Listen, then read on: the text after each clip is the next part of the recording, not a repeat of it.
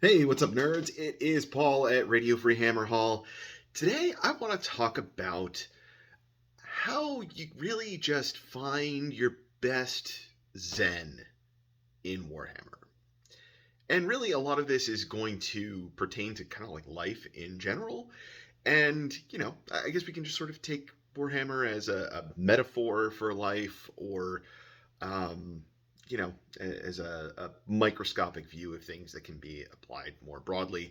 Obviously, I'm just really going to be talking about Warhammer and people's relationship to it.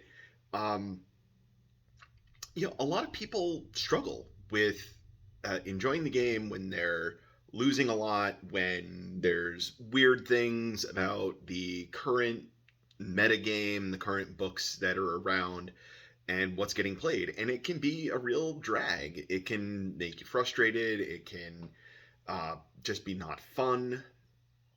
And I really want to see if I can give people some thoughts and suggestions of how to think about things, how to reframe things in your head, and uh, really find the enjoyment in this stuff, more or less, regardless of the game state on the board, whether you're winning or losing.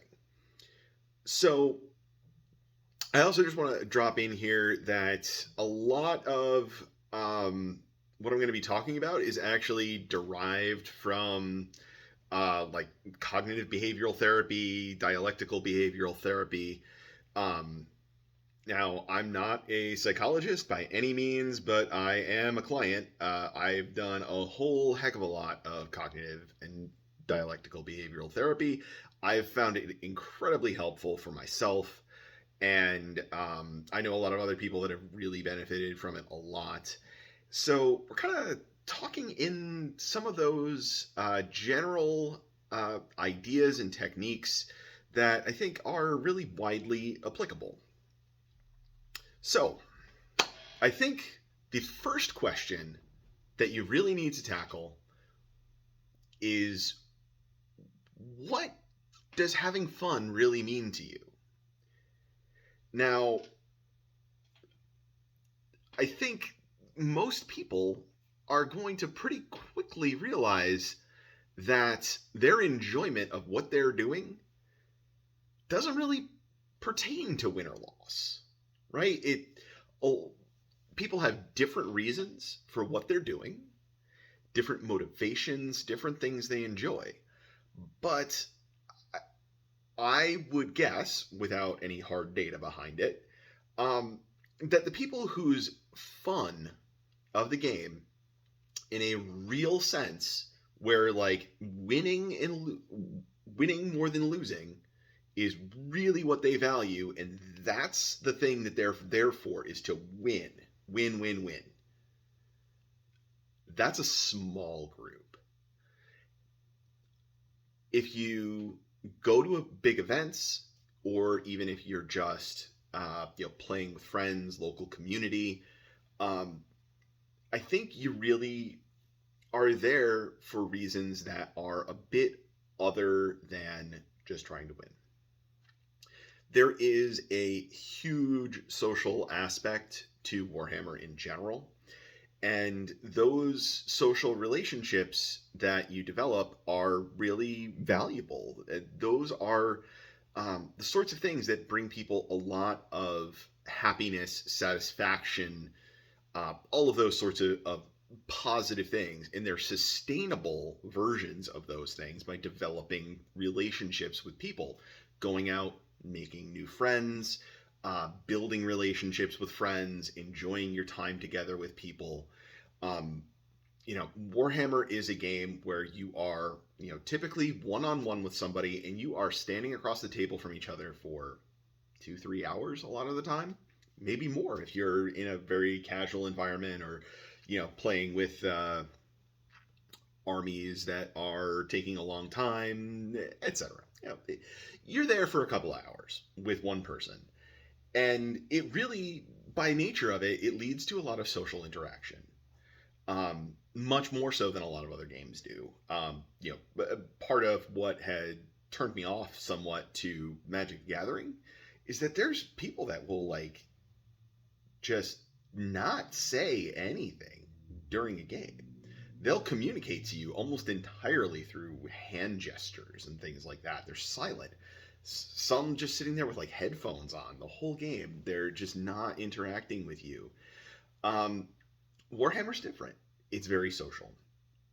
Um, there's certainly other aspects to it too. People want to share their hobby. They want to show their friends, show off in general to other people what they've been working on, their paint jobs, their conversions, all of those things. They're expressions of creativity and their own accomplishments that you get that feedback from other people, and it gives you more confidence. It gives you just general positive feelings. Um, there's a lot of aspects to the game also to enjoy. Are you just there to get your combo off? Are you there to have, throw your cool thing on the table and blow stuff up? Which really leads me into psychographic profiles. Um, you know, the big theme here is really understanding yourself and having a lot of self-reflection on what are your goals, what do you value, right? What what's your psychographic profile? Like, what sorts of things are giving you enjoyment of what you're doing? There's lots of videos out there on psychographic profiles and articles and all kinds of stuff. I'm not really going to get into it. I'm going to mainly look at this more from a little bit more abstract sorts of perspectives of just like, what do you value? What do you enjoy? What are your goals? And I think the best thing to do is reflect, understand the things that you do value, the things that are important to you, and orient yourself around those things. And as you really kind of get a handle on the direction that you care about, the things that you care about, you'll realize that winning and losing starts to fall down the ladder a little bit. And, your social aspects, you're just simply enjoying the mechanics of the game, being out socially, whatever it is, those things are going to be more important to you. And like 95% of the time. There's certainly people that this doesn't apply to. And also, what I will say is there's probably people out there right now that are saying, gee, Paul, like, winning and losing is really important to me. What I challenge a lot of those people to do is really sit and reflect and think about, what do you enjoy? Why do you enjoy it? What is it? Right? Those are really important things, and important in life too.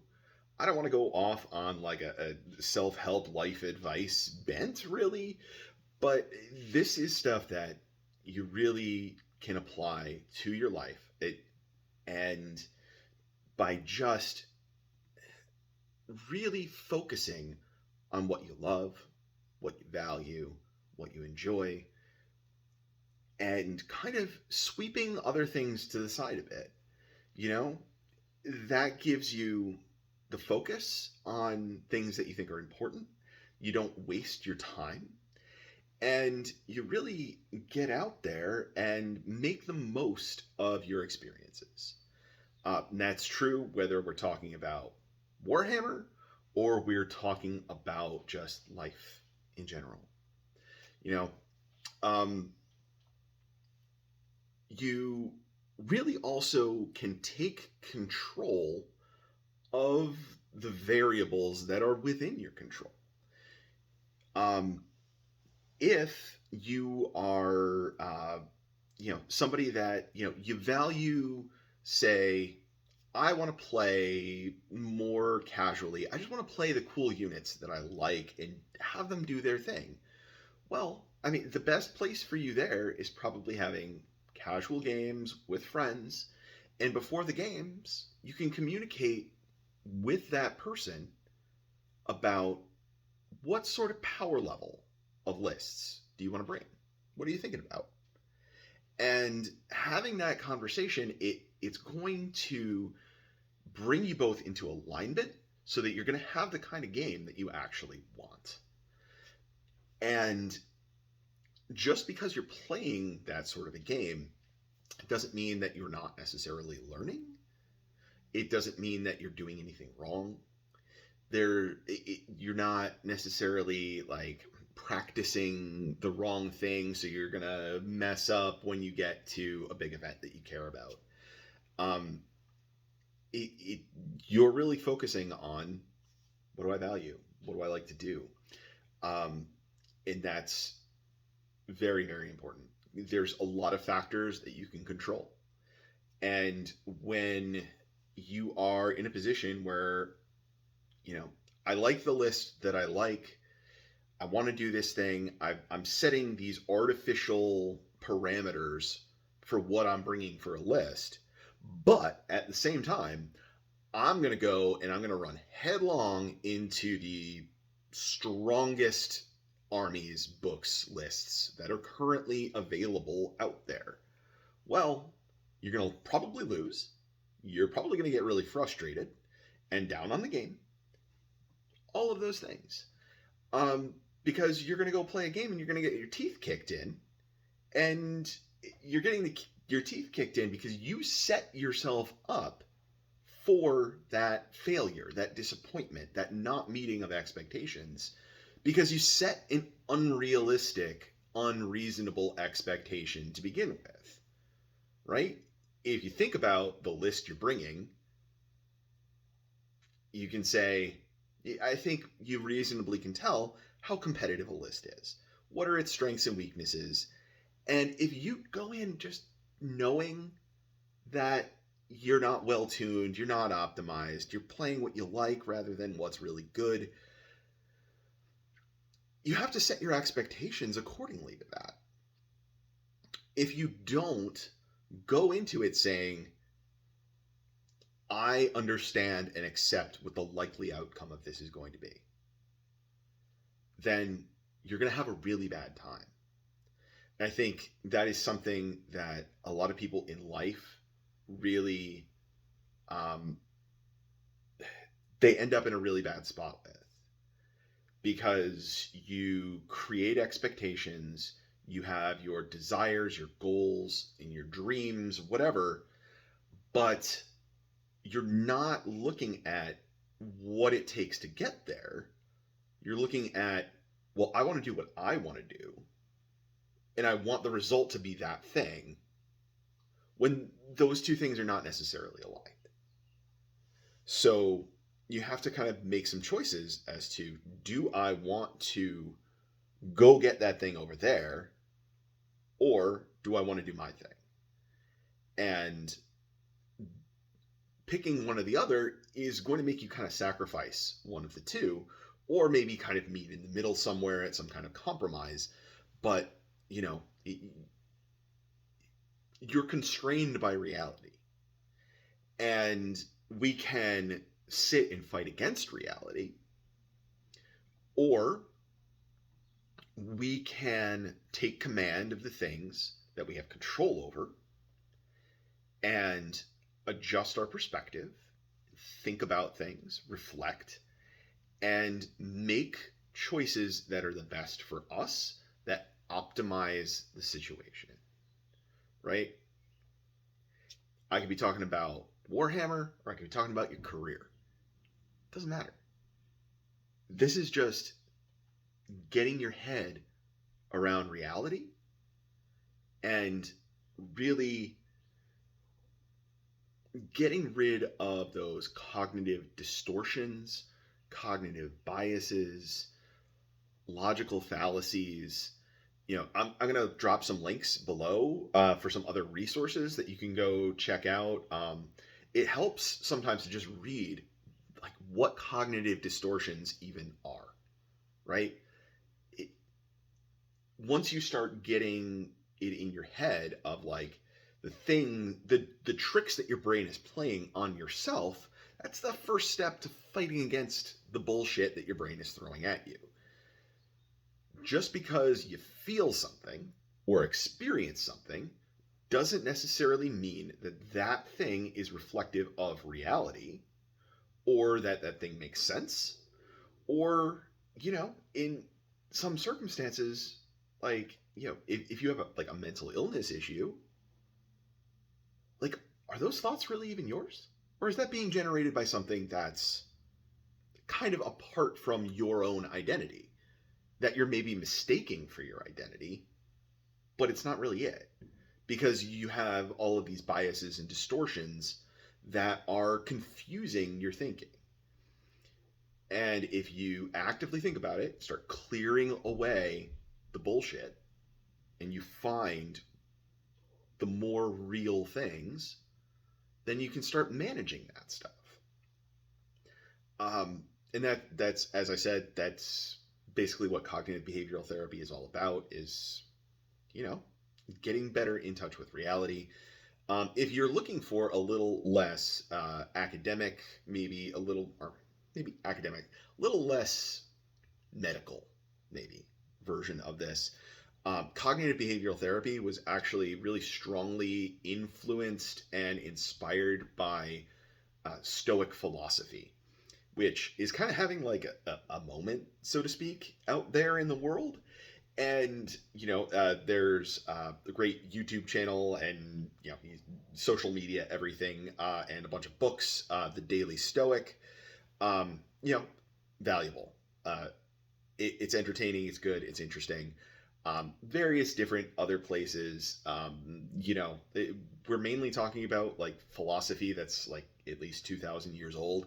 So actually reading it directly might be a bit of a challenge. I know I don't really particularly enjoy it, but listening to smart people talk about it, and that have really studied it and can summarize it for you, it can be helpful. Maybe it's not the pure distilled form of it, but it's a lot more accessible, and it's it could be a benefit. So yeah, I mean, that's really cool stuff. And what psychologists have really found is that the ideas in Stoic philosophy actually had a lot of basis in science, right? And they started to adapt those things and, infuse other science and evidence into it to come up with really effective methods of, dealing with problems. And it's not just for really dealing with mental health problems. I really think it's very applicable to people in general to kind of get your shit together, right? Like to order your mind a little bit better, to understand the world a little bit better. And I know I'm way off on a tangent at this point. Let's reel it back into Warhammer, right? So control what you can control, evaluate things, figure out what's really important to you, and looking at what's out there, where is your influence of your feeling and opinion coming from? And, maybe if it's from personal experience, is it that maybe you had one really bad experience or a couple of really bad experiences that really are just tainting your perspective? And the thing that you think is bad isn't really bad. It's just adjacent to something that is like kind of unrelated and really toxic. So it's helpful to just reflect on things and ask questions. Why is this? Why do I feel this way? Is this actually how things really are? And a word too about looking at statistics and things like that. Number one, most of these statistics are really just basing everything on tournament data, not necessarily even all tournament data. It's whatever they're pulling together. And in that, obviously, there's going to be biases towards, people that are even going to those events. The outcomes sometimes are being distorted by certain individuals playing certain armies and kind of skewing numbers. That happened a few years ago. Like Knights of the Empty Throne was doing really well um, in tournaments. It was putting up a lot of podiums and things like that. It turns out it was almost entirely one dude that was just doing really well with it, had a list that he liked, and was being really successful with it. And it was throwing off a whole army's statistics, right? Because it was a relatively low representation at the time, weren't there. So, really, if you're going to look at data too, you got to dig into all the layers of it, get as much information as you can to make better informed decisions rather than just scanning down something and saying like X has a win rate of Y and therefore it's good, bad, a problem, whatever.